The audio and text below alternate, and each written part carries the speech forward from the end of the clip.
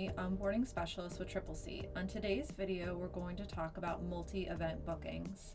A multi-event booking is a series of related events that spans over the course of one or several consecutive days. So for example, maybe a wedding that's happening on a Saturday where you have the ceremony on your patio, the cocktail reception in your lounge area, and then the dinner reception in your main dining room.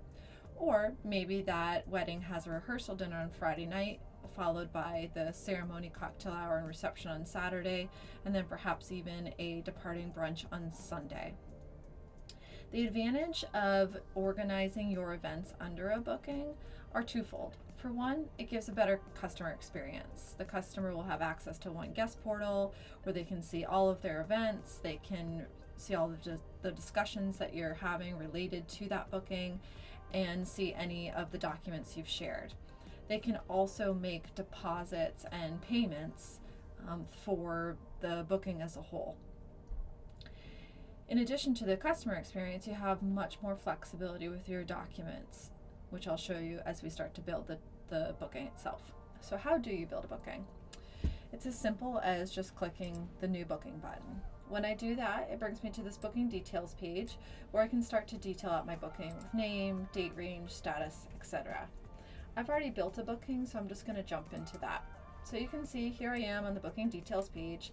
I've given my booking a name, a start and end date, a status, and then over here on the right, if I'm an event planner that manages more than one location, I can assign a primary booking location. I can assign a market segment if that's something that you track and report on. And then of course I need to add my account and contact for the booking just as I would an individual event. Scrolling down is where you can start to add the events under the booking. So I've added 3 events to this booking. A rehearsal dinner on a Friday night where I've gone ahead and given a start and end time. I can add setup and tear down. I've assigned an event type so I can report on that separately. And of course I've assigned it a room, etc. Under financials, I've loaded in my rental fee so that can merge into my documents, but I have not put a food and beverage minimum.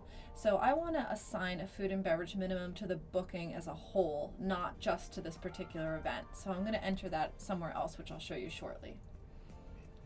Below that, I have my second event, which is a ceremony on the second day, detailed it out just the same way, and then my wedding reception on the second day as well. So once you've entered in all of your events, I could add an additional event if I like. I'm just going to go ahead and hit create. Once I've done that, I've now gotten all 3 of these events onto my calendar and created my booking, and I have all these additional tabs I can work out of.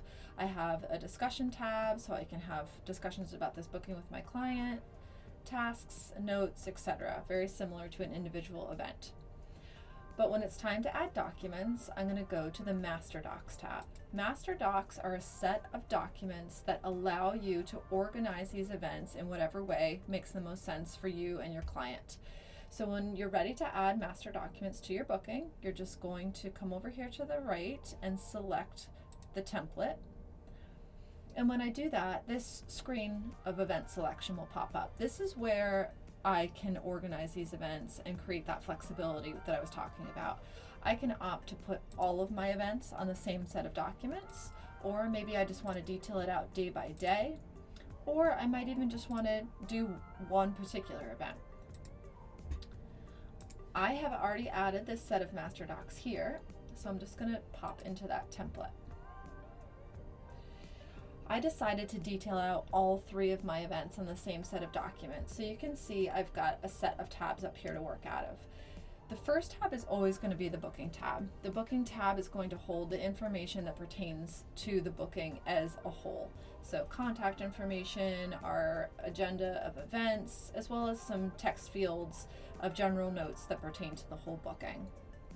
Down below in the billing widget, this is where I can add my booking food and beverage minimum. So as I said earlier, I didn't want a food and beverage minimum that only applied to a single event. I want a food and beverage minimum that applies to my booking as a whole. So I've gone ahead and added in this $7,500, and then all of the food and beverage from each of my events will roll into that minimum. And then of course my terms and conditions. When I'm ready to start to detail out my events, I can work within the individual event tabs. So if I hit save and continue, that's going to keep me in the template and save the work that I just completed, but let me move on to my first event tab. So the first event, of course, is the rehearsal dinner on the Friday night. I've already come in here and detailed that out. So I've added food from a pick list, food notes, beverage and beverage notes. I did go ahead and add my room rental fees so that I can make sure that gets charged to the client in our billing widget, and anything else you need to add that pertains to this particular event. And then of course I can move on and do the same thing with the ceremony. No food and beverage, but I went in and added my rental fee and audio visual, and then of course with the wedding reception as well. When you've finished detailing out all of your events, you can go to the preview tab. The preview tab gives you a chance to review the work that you just did. So first I can see all of the booking notes that I added in, and then it's just going to break it down event by event. So I've got my rehearsal dinner, my ceremony, and then of course my wedding reception. So this is a great chance to make sure that you didn't forget something or maybe enter something incorrectly. If you did forget something, like let's say for example I forgot to add room rental for my wedding reception, I can just click right into this box and it's going to bounce me back to that particular event tab and give me a chance to jump in and add that room rental. When you're done detailing out your events and reviewing, then you can just go ahead and hit save.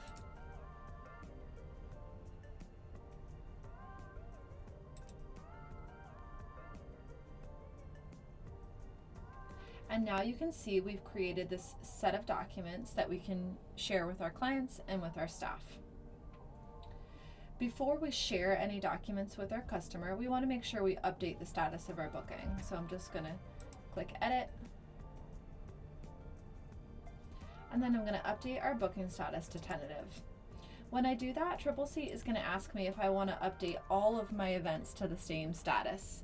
In most cases you will, but it is a nice feature. So let's say for example, this wedding was considering doing a brunch on Sunday before everybody departed, but you wanted to not lock in that space yet, but still keep it on your calendar.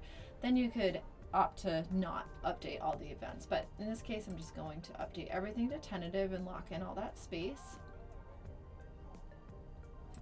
And now I'm ready to share my contract, banquet event order, etc.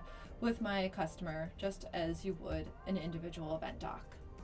When it's time to take a deposit or a payment, I can go to the payment tab and you can see here that I can let my customer make one deposit towards the booking as a whole, applying to all of those events. So this concludes our video about multi-event bookings. I encourage you to continue watching all our other Tripleseat University videos to further your Tripleseat knowledge.